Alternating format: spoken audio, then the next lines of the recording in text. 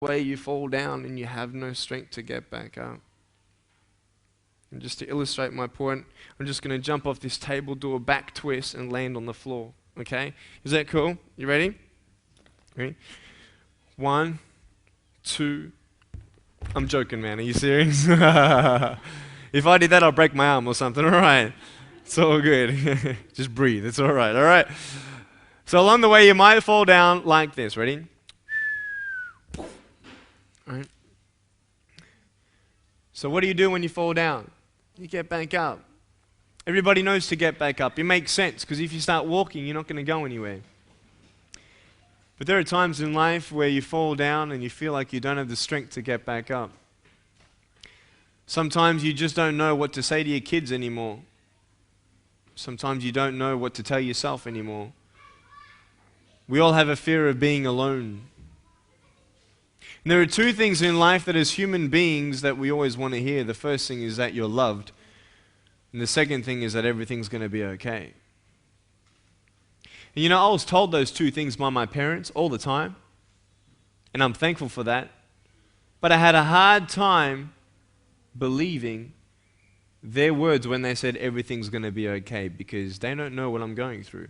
They don't know my pain. They don't know how it feels to be in my shoes, metaphorically speaking.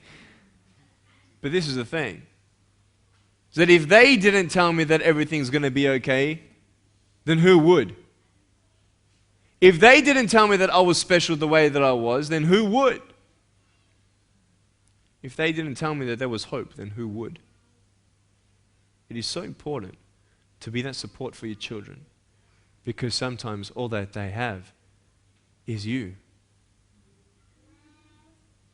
And whether they believe you or not, keep on telling them that they're beautiful. Keep on telling them that everything's going to be all right. They want to believe you. It's hard to believe you, but they will. They will at least have that support, knowing that that security is there. And I just want you to know that maybe today you're down. And it should be impossible for a man without arms and legs to get back up, honestly. I mean, tie the hands and feet of your kids up tonight, push them down and see if they're going to get up, right? Tell them you'll see them tomorrow, right? The thing is this, though, that if I try 100 times to get back up, and if I fail 100 times, if I decide to give up, I'm never going to get back up. And this is one of the things that I told your kids. I told them, when you fail, try again. When you fall down, get back up. Don't give up, get up. There is hope for you today just because you're here today. Because you have choices today that you can make.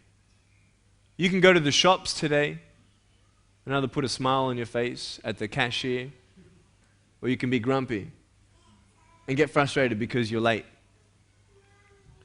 You can either get home and be stressed because of life and get all the things done that you need to get done, but you never hug your kids. You feel like your relationship with your kids get further and further away.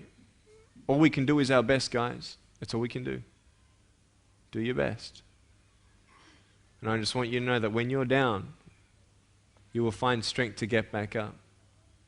I found my strength in Jesus Christ, and you're going to find your strength in whatever you find it in. But I want you to know that this is not the end. When you fall down, it's not the end. It's not where you are, it's how strong will you finish. And you'll find the strength to get back up like this.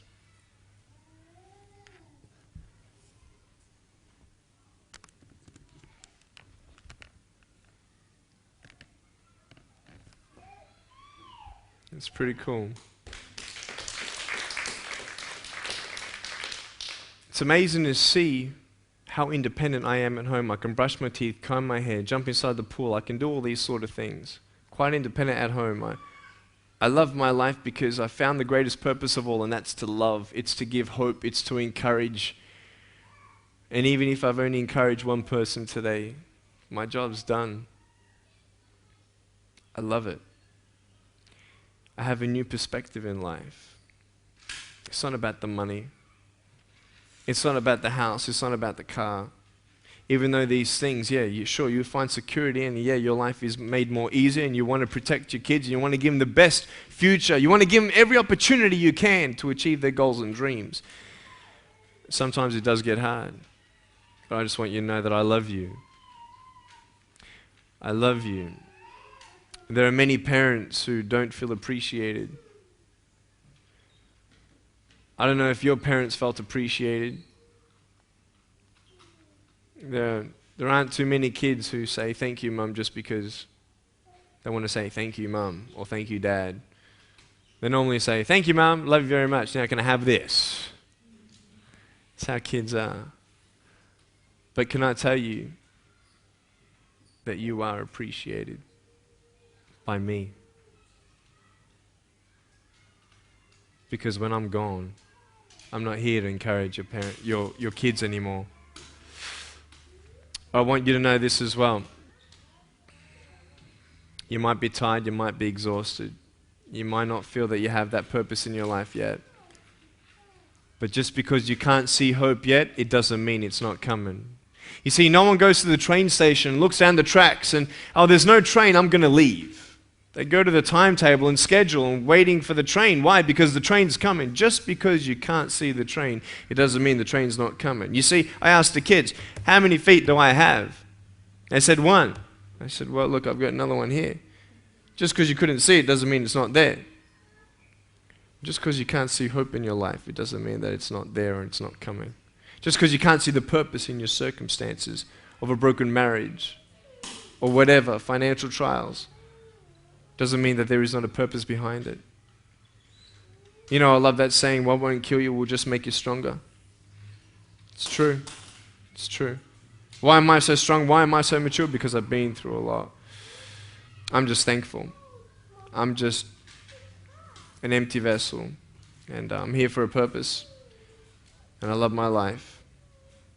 Knowing that every day is a choice to take a step this way or take a step that way. And I just hope you've been encouraged. I don't know exactly what you were expecting or anything like that. I mean, but those are the key principles that I shared with your kids today. Public speaking is quite a difficult thing for a lot of people to do. I was wondering if you ever get nervous, or were you nervous when you first started on the speaking circuit? When I was 13 years old, I was at high school here in Brisbane area, and there was one speaker who came and he spoke to all of our school, 1,400 people in high school from grade 8 to 12. And he had 7 minutes to talk, and within 3 minutes, a lot of people were crying, and I was even touched just by his story, his inspirational story, and you were encouraged. It was just amazing.